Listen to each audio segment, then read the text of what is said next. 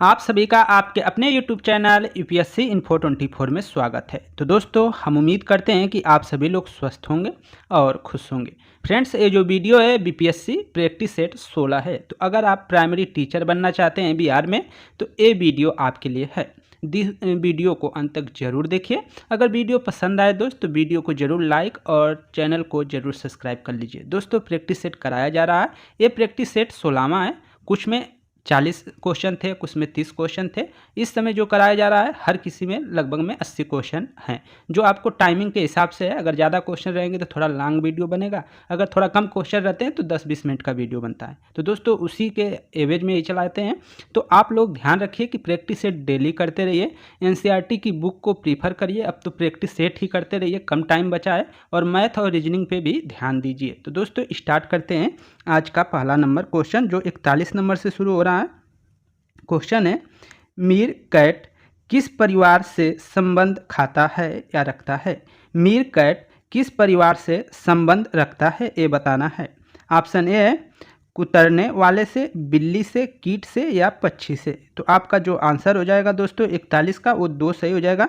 बिल्ली से मेल खाता है या संबंध रखता है मीर कैट। इसमें भी कैट लगा है और बिल्ली भी कैट है, तो आप वहाँ से कर सकते हैं। तो मीर कैट किस परिवार से संबंध रखता है, तो आंसर हो जाएगा बिल्ली से। आगे चलते हैं। आपका 42 नंबर क्वेश्चन है कि सबसे पुराना और सब अब तक छपने वाला समाचार पत्र कौन है? सबसे पुराना हो और अभी तक छप रहा हो वो समाचार पत्र का नाम बताना है। तो उसका नाम हो जाएगा मुंबई समाचार। मुंबई समाचार जो अखबार है, इस समय भी छप रहा है और सबसे पुराना है इन सब में। तो आंसर आपका 3 के साथ जाएगा। तो 42 का 3 आंसर।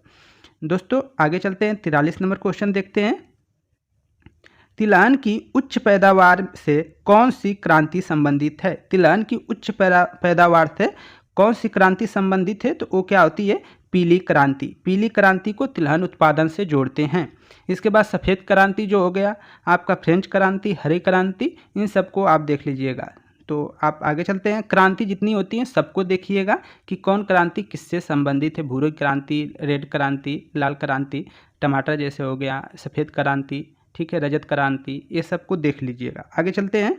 आपका 44 नंबर क्वेश्चन है आपका, निम्नलिखित में से कौन सा कथन प्लास्टिक के बारे में सही है? कौन सा कथन प्लास्टिक के बारे में सही है, तो ये आपको बताना है। तो 44 का आंसर ए सही हो जाएगा। संश्लेषित रेशे की तरह प्लास्टिक भी क्या है? एक बहुलक है।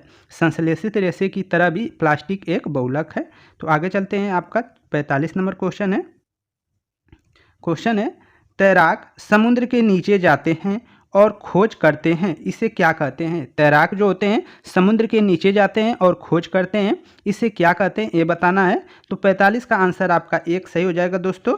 Scuba diving. स्क्यूबा डाइविंग कहते हैं, डाइविंग, इसको याद रखिएगा। ऑप्शन ए सही है, स्क्यूबा डाइविंग कहते हैं। तैराक समुद्र के नीचे जाते हैं और जो खोज करते हैं, इसे कहते हैं स्कूबा डाइविंग। आगे चलते हैं। आलू क्या है? तो आलू ऑप्शन आपका 2 सही हो जाएगा। तना है। आलू क्या है? तना है दोस्तों। तो आप 46 का 2 सही कर लेंगे। अगला क्वेश्चन 47 नंबर, बोन मैरो बनाता है। बोन मैरो बनाता है, क्या बनाता है बोन मैरो? तो ऑप्शन आपका जो 47 का है दोस्तों, वो 2 सही हो जाएगा। लाल रक्त कण। बोन मैरो लाल रक्त कण बनाता है। आगे चलते हैं। 48 नंबर क्वेश्चन देखते हैं। ग्रेनाइट ... चट्टानों का उदाहरण है। ग्रेनाइट किसका उदाहरण है, ये बताना है। तो ऑप्शन आपका 4 हो जाएगा। आग्नेय का उदाहरण है। किसका उदाहरण है? तो आग्नेय का उदाहरण है। ग्रेनाइट आग्नेय चट्टान का उदाहरण है। ऑप्शन 4 सही है। आगे चलते हैं। आपका 49 नंबर क्वेश्चन है फ्रेंड्स, निम्नलिखित का मिलान करें। मिलान करना है आपको। पादप रोक दिया है और उसका संचरण दिया है, किस तरह संचरण होता है वो आपको मिलान करना है। तो इसका जो ऑप्शन सही हो जाएगा वो 2 सही हो जाएगा। तो आप मिलान कर लेंगे। ए का तीसरे से, ए आपका तीसरे से हो जाएगा। और फिर इसके बाद बी पहले से हो जाएगा। बी पहले से कीट, और इसके बाद नींबू कहकर जो है केवल वाई से हो जाएगा। तो इनको रट लीजिएगा। आगे देखते हैं। 50 नंबर क्वेश्चन आपका है, सबसे लंबे हाईवे का नाम बताइए। सबसे लंबे हाईवे का नाम बताना है आपको। तो इसका आंसर हो जाएगा 2, पैन अमेरिकन। पैन अमेरिकन जो है सबसे लंबा हाईवे है, इसको याद रखिएगा। आगे चलते हैं। 51 नंबर क्वेश्चन है फ्रेंड्स, किस बाल क्रांतिकारी को अंग्रेजों ने फांसी दी? किस बाल क्रांतिकारी को अंग्रेजों ने फांसी दी थी, उसका नाम बताना है। तो 51 का 3 आंसर आपका है खुदीराम बोस। खुदीराम बोस को अंग्रेजों ने बाल काल में फांसी दी थी। तो किस वर्ष में दिया गया था ये बताइएगा दोस्तों कमेंट में ज़रूर कि कितने समय में दिया गया था। आगे चलते हैं। मुख्य देशांतर रेखा किस स्थान से गुजरती है? मुख्य देशांतर रेखा किस स्थान से गुजरती है? तो इसका आंसर आपका 4 हो जाएगा। ग्रीनविच से गुजरती है। मुख्य देशांतर रेखा किस स्थान से गुजरती है? तो आंसर आपका 4 के साथ जाएगा, ग्रीनविच से गुजरती है। आगे देखते हैं 53 नंबर क्वेश्चन। हमारे संविधान में कितने मूल अधिकार है? तो हमारे संविधान में 6 मूल अधिकार है। पहले 7 थे, लेकिन 44वां संविधान संशोधन द्वारा संपत्ति के अधिकार को हटा दिया गया। इस समय 6 ही मूल अधिकार हैं। आगे चलते हैं 54 नंबर देखते हैं। भारत में पंचायती राज्य प्रणाली कब प्रारंभ हुई थी? भारत में पंचायती राज्य प्रणाली कब प्रारंभ हुई थी? तो आंसर हो जाएगा 1959 में। तो 54 का जो आंसर है दोस्तों 1959 आपका सही ऑप्शन है। इसको आप एक बार देख लीजिएगा कि पहले कहाँ प्रारंभ हुई थी, ये आपको बताना है। आगे चलते हैं 55 नंबर क्वेश्चन देखिए। नीचे दिए गए कथनों पर विचार करें और सही उत्तर का चयन करें। सही उत्तर का क्या करना है? चयन करना है। तो इधर कुछ दिए हैं और इसके बाद कथन भी आपका इधर आपको देखने को मिलेगा। तो यहाँ हम इस तरह कर ले रहे हैं। तो यहाँ पे 4 कथन भी आपको देखने को मिल गया होगा। तो पौधों में लगभग 90% जल होता है। और दूसरा कह रहा है आपका इस तरह करते हैं, 55 नंबर है ना, हाँ अब सही है। पौधों में लगभग 90% जल होता है। और इसके बाद कह रहा है कि जल में घुले हुए पोषक का स्थानांतरण केवल पौधों की जड़ों तक ही सीमित है। बी का सी है कि जल में घुले हुए पोषक फसल की पाले एवं गर्म हवा से रक्षा करता है। डी कह रहा है कि स्वस्थ फसल वृद्धि के लिए मिट्टी की नमी को बनाए रखना आवश्यक नहीं है। तो आपका डी तो वैसे ही गलत है। तो इसका जो आंसर हो जाएगा दोस्तों 55 का 2 सही हो जाएगा। 55 का 2 हो जाएगा, ए और सी सही हो जाएगा आपका। पौधों में लगभग 90% जल होता है। और इसके बाद आपका सी सही हो जाएगा। जल में घुले हुए पोषक फसल की पाले और गर्म हवा से क्या करते हैं? रक्षा करते हैं। तो दोनों कथन सही है। तो ऑप्शन आपका 2 सही है। आगे चलते हैं 56 नंबर देखते हैं। दोस्तों यहाँ पे ध्यान देने वाला एक बात है कि आप जब पेज वहाँ पे मिलेगा ऐसे ही पेपर, तो उसका पेज रहेगा। तो ये नहीं कि आप जल्दी जल्दी में पहले ही रंग दें और उसके बाद उसका वो जो ऑप्शन दिया रहे, कथन दिया रहे, उसको न करें। तो आप पूरा एक बार पेपर को अच्छे से देख लीजिएगा, उसके बाद ही ट्रिक करिएगा। और मिलान करते समय जैसे जब आप गोला भरेंगे तो उस समय ये ध्यान रखना है कि गोले पे हाथ रखकर और बोल कर ही भरना। ऐसा नहीं कि हम बोलें अगर हाथ नहीं उस पर देखे 2 और भर दिए 5 में गोले, तो आपका गलत हो जाएगा। उसको ध्यान में, अगर एक बार सीरियल अगर आपका गड़बड़ा गया तो समझ लीजिए पूरा गड़बड़ हो जाएगा, ऊपर नीचे हो जाएगा। इसलिए बहुत सावधानी से बढ़ना है दोस्तों। पहले आप एक राउंड में जितना क्वेश्चन करेंगे उतना क्वेश्चन को कर लीजिएगा। अगर एक राउंड में आपने 120 क्वेश्चन है, 120 में हमको 50 आ रहे हैं, 60 आ रहे हैं, तो उतने को हम रंग लेंगे। पहले उतने को अच्छे से रंग लेंगे, फिर इसके बाद जो करना होगा करेंगे। क्योंकि राउंड करते जाएंगे और कर देंगे। 3 राउंड में आप प्रयास करिएगा कि अपना पेपर समाप्त कर दीजिएगा, 2 राउंड और 3 राउंड में, ठीक है। और पहले क्या करिएगा, जीएस का पोर्शन ही करिएगा, रीजनिंग और फिर रीजनिंग करिएगा और उसके बाद मैथ करिएगा। क्योंकि जो आपका प्रेशर जो है ना कम रहेगा कि हमने 80 क्वेश्चन क्या कर लिया, कवर कर लिया है। और रीजनिंग और मैथ में ही टाइम दे देंगे तो इधर आपको ज़्यादा कठिन होगा। तो पहले सरल क्वेश्चन कर लीजिएगा, फिर इसके बाद कठिन की तरफ जाइएगा। हम 56 नंबर की तरफ चलते हैं।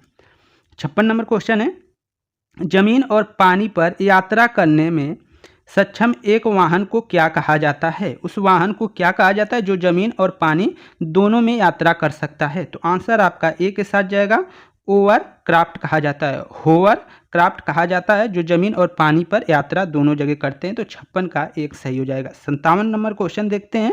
निम्नलिखित में कौन सा तत्व पृथ्वी के अंतर्भाग में मुख्य तत्व है? कौन सा तत्व पृथ्वी के अंतर्भाग में मुख्य तत्व है? तो कौन सा हो जाएगा दोस्तों? लोहा हो जाएगा। लोहा जो है पृथ्वी के अंतर्भाग में मुख्य तत्व है लोहा।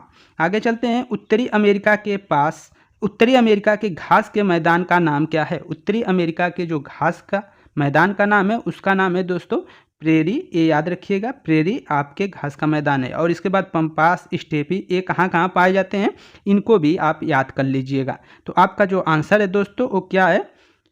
प्रेरी, ठीक है। उत्तरी जो उत्तरी अमेरिका के घास के मैदान को क्या कहते हैं? प्रेरी कहते हैं। ये भी याद रखिएगा। आगे चलते हैं 56 number question, sorry 59 number question देखते हैं। पहली महिला कौन है जिसने विश्व के 5 महासागरों को तैरकर पार किया? पहली महिला कौन है जिसने 5 महासागरों को पार किया है? तो आंसर हो जाएगा आपका बुला चौधरी। बुला चौधरी जो हैं उन्होंने पहली बार जो है विश्व के 5 महासागरों को तैरकर पार किया है। दोस्तों जो चौधरी है वो मल्लाह जाति से लोग लगाते हैं, और मल्लाह कहाँ रहते हैं? नाव में। नाव जो मल्लाह मछली मारते हैं या जो नाव की तरक्की पहले करते हैं, जैसे वास्को डिगामा हो गया, ये सब क्या है उस समय नाविक ही थे, तो नाविक होते हैं वो चौधरी लगाते हैं, तो वहाँ से भी आप जोड़ कर देख सकते हैं बुला चौधरी। ठीक है, आगे चलते हैं 60 नंबर क्वेश्चन। दशमलव प्रणाली कहाँ से विकसित हुई? दशमलव प्रणाली जो है कहाँ से विकसित हुई? तो ऑप्शन हो जाएगा भारत।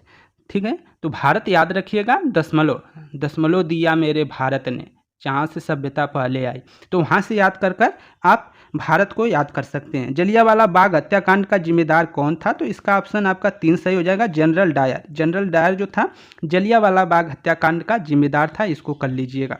आगे देखते हैं 62 नंबर क्वेश्चन आपका।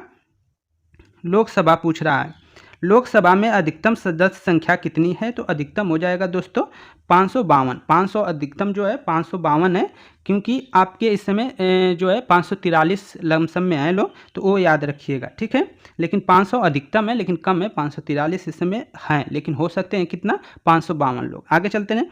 कल्पना करें कि आप एक झंझा आदि में फंस गए हैं जिसमें बिजली भी गिर रही है। आप निम्नलिखित में से कौन सा कार्य सबसे पहले करेंगे? कौन सा कार्य आप सबसे पहले करेंगे? तो 63 का आपका 3 सही हो जाएगा दोस्तों। किसी भी इमारत के अंदर चले जाना, किसी इमारत के अंदर क्या है? चले जाना, ये आपका अच्छा रहेगा, सेफ रहेगा। तो 63 का आपका क्या हो जाएगा? 3। किसी इमारत के अंदर चले जाइए जो अच्छा इमारत हो। ठीक है, क्योंकि यहाँ पे ये ध्यान रखना कि आंधी तूफान चल रही है। ठीक है, झंझा में फंस गए हैं, जहाँ पे आंधी तूफान है तो इमारत में ही जाएंगे। अगर वही रहता कि वो आ गया भूकंप, तो हम इमारत में भी नहीं जाएंगे, खुले स्थान पे जाएंगे, याद रखना। आगे चलते हैं 64 नंबर क्वेश्चन देखते हैं। क्वेश्चन है फ्रेंड्स, चींटी को अपना रास्ता कैसे पता चलता है? चींटी को अपना रास्ता कैसे पता चलता है? तो इसको पता चलता है दोस्तों के गंध से। तो ऑप्शन आपका 2 सही हो जाएगा। दोस्तों के गंध से चींटी को अपना रास्ता जो है पता चलता है। आगे चलते हैं 65 नंबर क्वेश्चन देखते हैं। क्वेश्चन है, काजीरंगा राष्ट्रीय उद्यान किस राज्य में है? काजीरंगा राष्ट्रीय उद्यान किस राज्य में है? तो ऑप्शन आपका सी सही हो जाएगा, 3 सही हो जाएगा, असम में। तो कहाँ है काजीरंगा? तो असम आपका आंसर हो जाएगा दोस्तों, असम आप कर लीजिएगा, असम। आगे चलते हैं 66 नंबर क्वेश्चन है, बाघ अपना क्षेत्र कैसे निर्धारित करता है? बाघ अपना क्षेत्र कैसे निर्धारित करता है ये बताना है। तो आंसर आपका 4 हो जाएगा, अपने मूत्र की गंध छोड़कर। अपने मूत्र की गंध छोड़कर बाघ अपने क्षेत्र का निर्धारण करते हैं। तो ऑप्शन आपका 4 सही है, ये याद रखिएगा। एक गजब क्वेश्चन। आगे चलते हैं 67 नंबर। मुंह में जीभ का कार्य क्या होता है? आपके जीवा का कार्य क्या होता है ये बताना है। तो ऑप्शन आपका जो हो जाएगा इसमें से 67 नंबर का जो आंसर है वो 2 के साथ जाएगा। भोजन का स्वाद बतलाना, जो आगे का कैसा बताता है, मध्य का क्या बताता है, और इसके बाद पीछे का क्या बताता है, ये सब याद रखिएगा। आगे चलते हैं दोस्तों। मशीन का कार्य बना देती है, मशीन कार्य को बना देती है, क्या बना देती है? आसान बना देती है। 68 का आपका क्या हो जाएगा? आसान हो जाएगा। और देख लेते हैं क्या है, उपयुक्त सभी दोस्तों हो जाएगा, इसमें छुप गया था, तो क्या हो जाएगा? उपयुक्त सभी हो जाएगा, क्योंकि आसान बना देती है, तेज बना देती है, सुविधाजनक बना देती है, तो आंसर आपका क्या हो जाएगा? उपयुक्त सभी। तो दोस्तों इसी तरह देखिए, गलती मत करिएगा जैसे हम कर रहे हैं, तो आप पूरा ऑप्शन देखिएगा, पूरा पढ़िएगा। आगे चलते हैं। डिब्बे के ढक्कन को चम्मच में से खोलते समय, जो डिब्बे का ढक्कन है उसको चम्मच से खोलते हैं तो यह चप्पड़ है, उत्तोलक है, अनंत है, टेक है। तो क्या है ये बताना है। तो 59 का जो आंसर होगा 69 का वो 2 सही हो जाएगा दोस्तों। 69 का आंसर दूसरा सही है, उत्तोलक है। डिब्बे के ढक्कन को चम्मच से खोलते हैं तो ये एक उत्तोलक का कार्य कर रहा है। आगे देखते हैं 70 नंबर क्वेश्चन आपका। निम्नलिखित में से कौन सा प्रजनन का तरीका नहीं है? कौन सा प्रजनन का तरीका नहीं है ये बताना है। तो 70 का आपका 3 सही होगा। साटा बांधना ये कोई वो नहीं है, तरीका नहीं है, तो ऑप्शन आपका 3 सही हो जाएगा। 70 का साटा बांधना ये कौन सा तरीका नहीं है, बाकी के सब तरीके हैं। आगे चलते हैं 71 नंबर क्वेश्चन देखते हैं आपका। निम्नलिखित में से कौन सा जंतु बच्चे को जन्म नहीं देता है? निम्नलिखित में से कौन सा जीव है या जंतु है जो बच्चे को जन्म नहीं देता है? तो वो कौन सा है? तो ऑप्शन 71 का दोस्तों 3 सही हो जाएगा, तितली। तितली जो है वो बच्चे को जन्म नहीं देती है। तो आगे चलते हैं, आपका 72 नंबर क्वेश्चन, कौन सा लक्षण जंतुओं में नहीं पाया जाता है? कौन सा लक्षण जंतुओं में नहीं पाया जाता है? तो ऑप्शन आपका 2 हो जाएगा, प्रकाश संश्लेषण पौधों में पाया जाता है दोस्तों, जंतुओं में नहीं पाया जाता है। तो ऑप्शन आप 2 सही कर लेंगे, प्रकाश संश्लेषण आंसर हो जाएगा कि कौन सा लक्षण जंतुओं में नहीं पाया जाता है, तो वो है प्रकाश संश्लेषण, इसको आप आंसर कर लेंगे। ठीक है, आगे चलते हैं, आपका 73 नंबर क्वेश्चन है। आपका 73 में आप देखेंगे तो पूरा अच्छे से दिया है, बड़ा है। तो निम्नलिखित आहार नाल के भाग हैं, कूट संख्या की सहायता से उत्तर का चयन करें। कौन सा आहार नाल का भाग है ये बताना है आपको। तो लार ग्रंथि दिया है, पीयूष ग्रंथि है, मुख्य गुटिका है और शुद्रांश है। तो शुद्रांश जो है छोटी आंत को कहा जाता है दोस्तों। तो ये तो है, डी जिसमें होगा वो होगा, तो डी इसमें है इसमें नहीं है, तो ये दोनों तो गलत हो जाएंगे। फिर इसके बाद आपका पीयूष ग्रंथि नहीं होता है तो आपका डी जाएगा, क्योंकि लार्वा होता है, लार्वा से भोजन का पाचन होता है। तो लार ग्रंथि जो होते हैं मुख्य भूमिका निभाते हैं पचने में, तो आपका 4 सही हो जाएगा। आगे चलते हैं, लार और क्षुद्रांश क्या है, आपके आहार नाल के भाग हैं। आगे चलते हैं, आपका 74 नंबर क्वेश्चन देखते हैं, 74 नंबर देख लेते हैं। अनाज की क्षति को कम करने के लिए निम्न में कौन सा उपयुक्त है? अनाज की क्षति को कम करने के लिए निम्न में से कौन सा प्रयुक्त सही है ये बताना है आपको। तो ऑप्शन ए है, उच्च ताप वाला, ज़्यादा नमी वाला हवा रहित डिब्बा लेकर या हवादार डिब्बा। तो किस में रखेंगे कि सुरक्षित रहेगा? तो आपका 3 हो जाएगा, हवा रहित डिब्बा रखेंगे तो उसमें जो अनाज है वो ज़्यादा सुरक्षित रहता है। 75 नंबर क्वेश्चन देखते हैं। क्वेश्चन है आपका, निम्नलिखित में कौन सा बीज प्रकीर्णन का साधन नहीं है? कौन सा बीज प्रकीर्णन का साधन नहीं है, बीज के प्रकीर्णन का साधन नहीं है, कौन सा ये बताना है आपका। तो आंसर आपका 2 सही हो जाएगा दोस्तों, छिड़काव कोई साधन नहीं है। बाकी के प्रकीर्णन हो जाते हैं, हवा से होते हैं, जल से होते हैं, जंतुओं से इधर उधर बीजों का छिड़काव हो जाता है, बीज यहाँ से वहाँ चले जाते हैं, उसी को कहते हैं बीज प्रकीर्णन। तो ऑप्शन आपका 2 सही हो जाएगा, छिड़काव। 76 नंबर क्वेश्चन देखते हैं, हम गर्म चाय को फूंक कर ठंडा करते हैं क्योंकि, हम गर्म चाय को फूंक कर ठंडा करते हैं क्योंकि ज़्यादा हवा जाती है, क्योंकि ज़्यादा हवा जाती है। आपका आंसर 3 हो जाएगा। गर्म चाय है तो उसको फूंकते हैं, हवा ज़्यादा जाती है तो वो ठंडा हो जाता है। तो ऑप्शन आपका 3 सही है। अगला देखते हैं 77 नंबर क्वेश्चन, एक पौधा है जिसकी पत्तियाँ रंग बिरंगी होती है और इसका इस्तेमाल किसान द्वारा अपने यह जानने के लिए किया जाता है कि खेत की ज़मीन गीली है या सूखी है। तो एक प्रयोग किया जाता है, तो इसका आंसर क्या हो जाएगा? तो आंसर आपका 3 के साथ जाएगा, क्रोटेन। एक पौधा होता है जिसकी पत्तियां रंग बिरंगी होती है और इसका इस्तेमाल किसान द्वारा यह जानने में किया जाता है कि खेत की नमी गीली है अथवा सूखी। तो इसका प्रयोग किया जाता है, तो क्रोटेन का प्रयोग किया जाता है। 77 का 3 आपका आंसर है। आप 78 नंबर क्वेश्चन देखिए।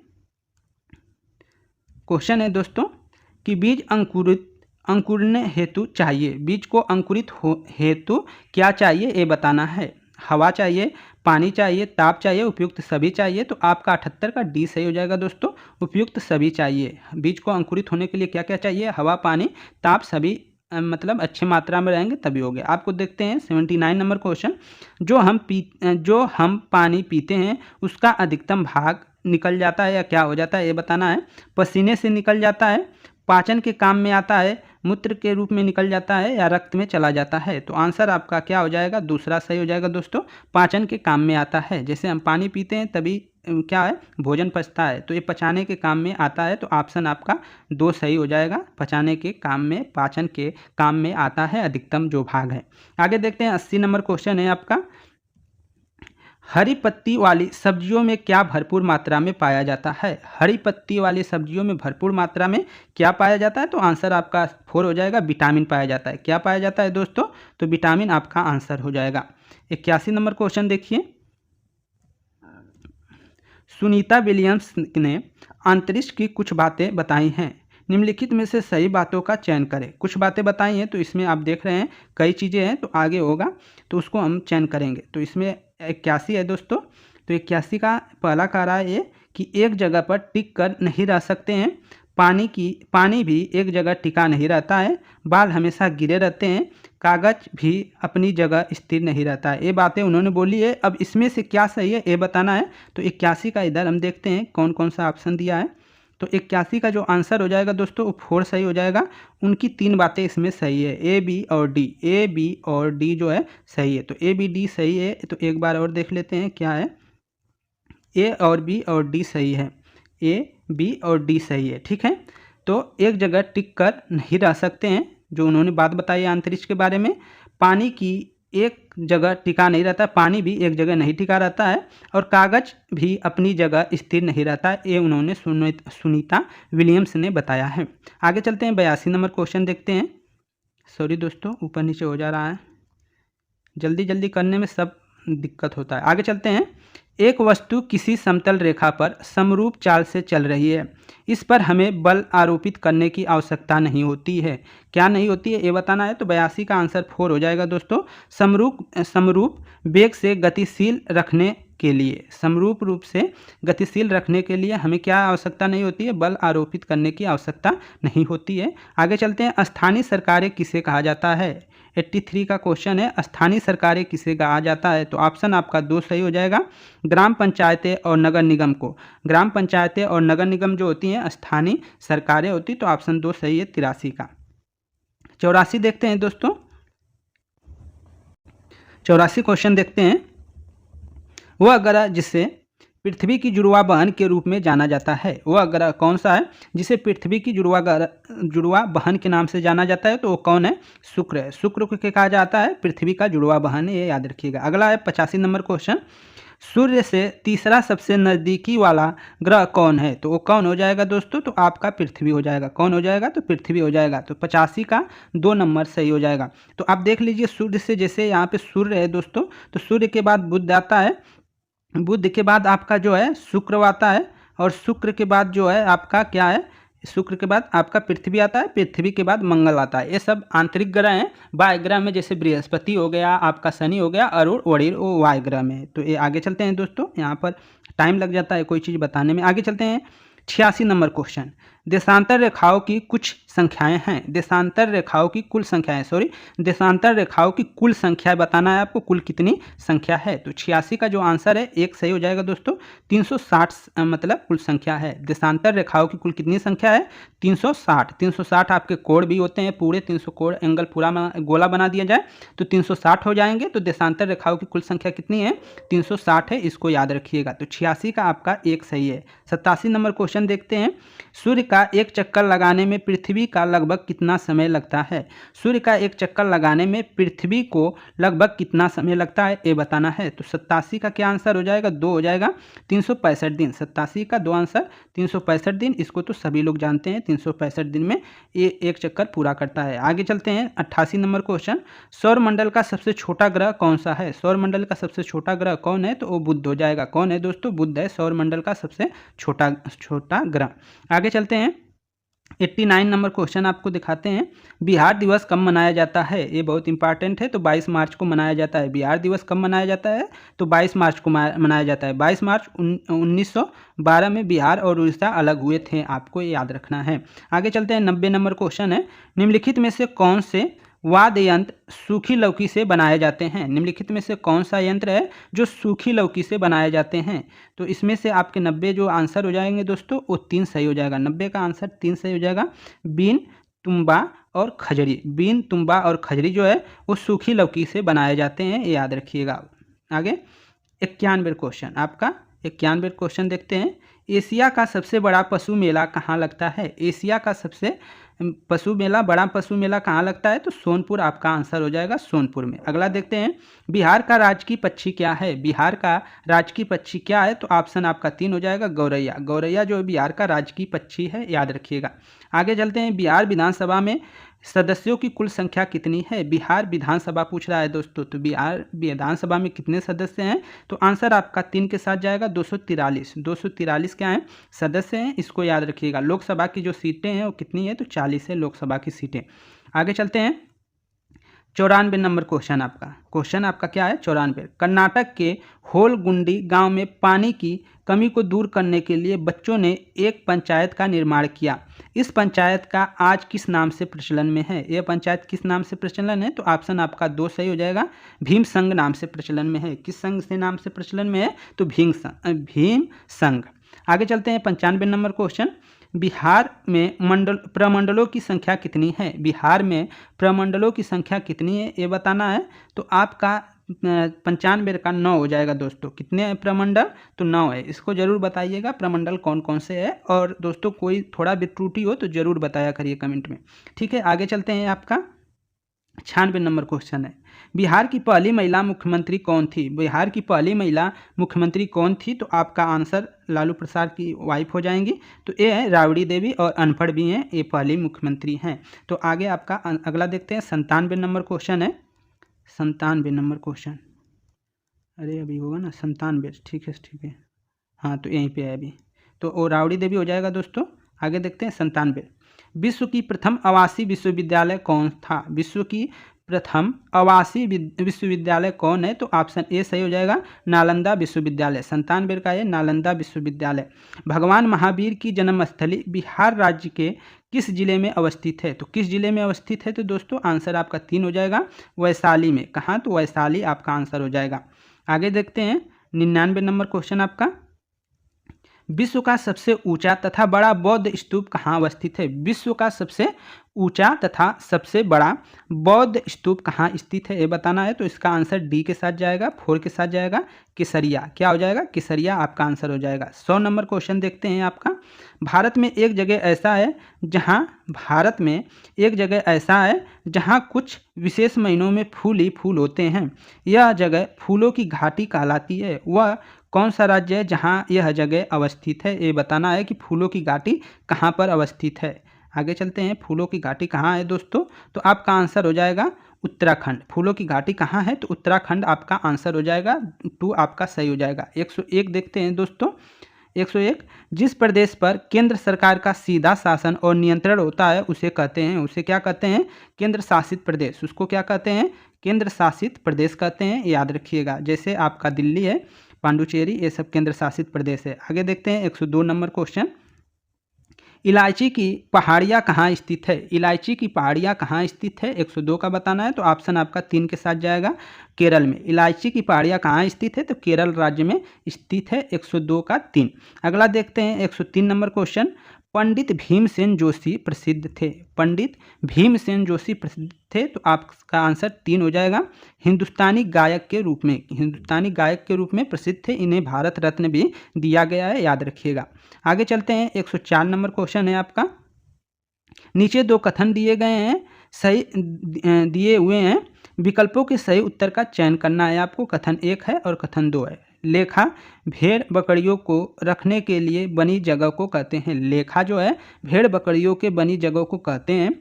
और आगे कह रहा है कि लेखा की दीवारें पत्थर और चट्टानों को एक दूसरे पर रखकर बनाते हैं। तो आंसर आपका 1 सही हो जाएगा। दोनों कथन सही है, इसको आप नोट कर लीजिए।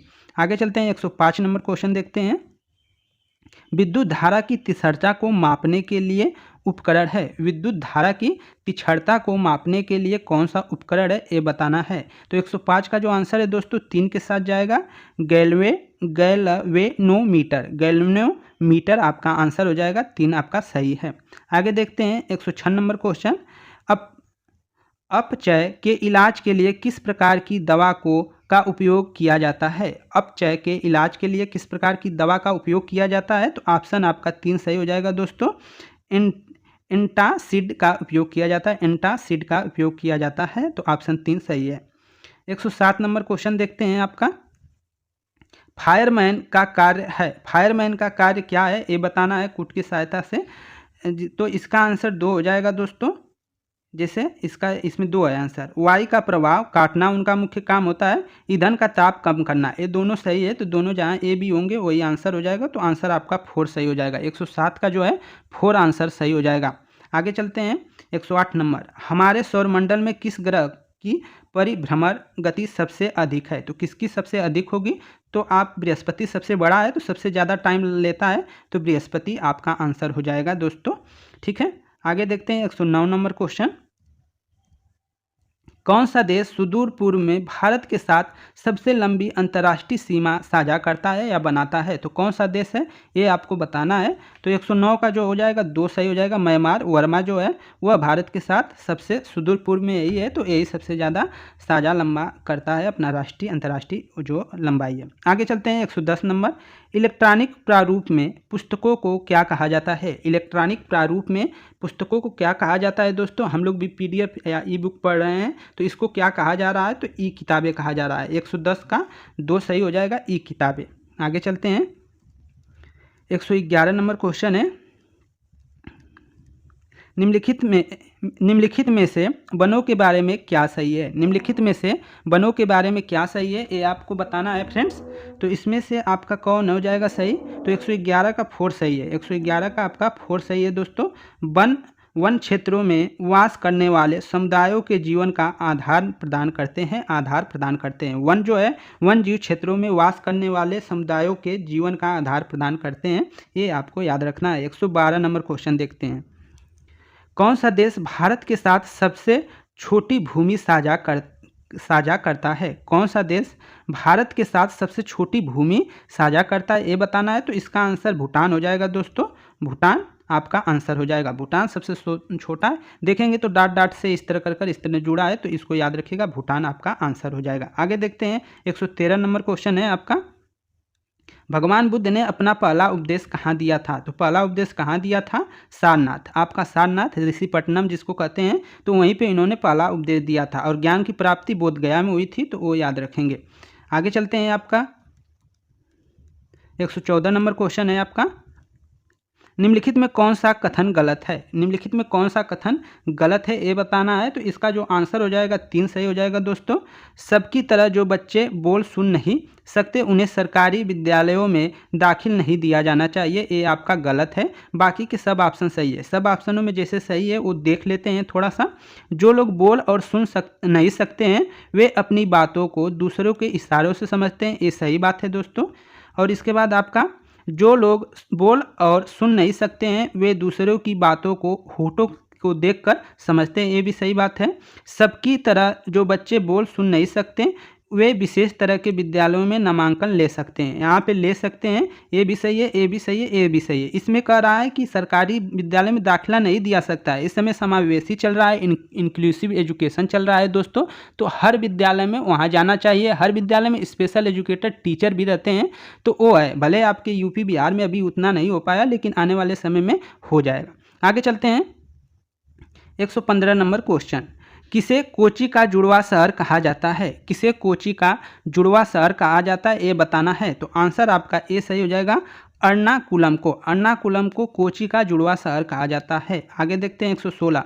गोंड आदिवासियों का लोकप्रिय नृत्य है। गोंड आदिवासियों का लोकप्रिय नृत्य क्या है? तो वो है कर्मा। ऑप्शन आपका एक सही है, कर्मा है जो वो गोंड आदिवासियों का लोकप्रिय नृत्य है। आगे देखते हैं आपका 117। भारत के नियंत्रण एवं महालेखा परीक्षक की नियुक्ति कौन करता है? तो इसका तो आसान आंसर हो जाएगा, कौन करता है? तो भारत के राष्ट्रपति करते हैं। आगे देखते हैं 118 नंबर क्वेश्चन।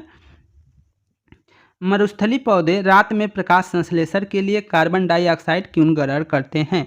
मरुस्थलीय पौधे जो हैं रात में प्रकाश संश्लेषण के लिए कार्बन डाइऑक्साइड क्यों ग्रहण करते हैं? तो इसमें जो आंसर हो जाएगा दोस्तों, पानी के नुकसान को रोकने के लिए। आपका आंसर 118 का एक सही हो जाएगा। पानी के नुकसान को रोकने के लिए ऐसा वो करते हैं, रात में जो है क्या करते हैं, प्रकाश संश्लेषण जब करते हैं तो वो कार्बन डाइऑक्साइड को लेते हैं।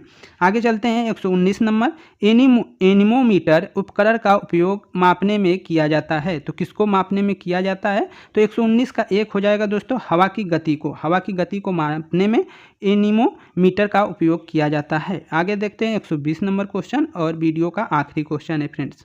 भारतीय श्रमिक पश्चिमी देशों के श्रमिकों की तुलना में क्यों कम कुशल हैं? क्यों कम कुशल है? तो इसका जो आंसर हो जाएगा दोस्तों 3 सही हो जाएगा। उच्च स्तर की निरक्षरता, यहाँ पे कम लोग जो है स्किल, यहाँ पे स्किल ही नहीं है, कम स्किल है, तो ऑप्शन आपका 3 के साथ आंसर जाएगा। तो फ्रेंड्स ये थे आपके 80 क्वेश्चन। हमने बहुत प्रयास किया है कि इसको बहुत ही कम टाइम में कराया जाए। तो यही प्रयास है दोस्तों कि आप रिवीजन कितना जल्दी करें। हाँ, जल्दी जल्दी में कहीं थोड़ा भी मिस्टेक हुआ हो तो उसके लिए सॉरी, लेकिन मिस्टेक नहीं होता है दोस्तों, प्रयास वही किया जाता है मिस्टेक ना हो, यही उम्मीद किया जाता है। अगर मिस्टेक होगा तो बहुत से दोस्त देखते हैं और जानते हैं, सुनते हैं, तो आप कमेंट में ज़रूर बताइए। दोस्तों आपके सजेशन, सुझाव, आपके विचार का इस चैनल पर स्वागत है। चैनल जो है आप ही का है। तो दोस्तों धन्यवाद, नमस्कार।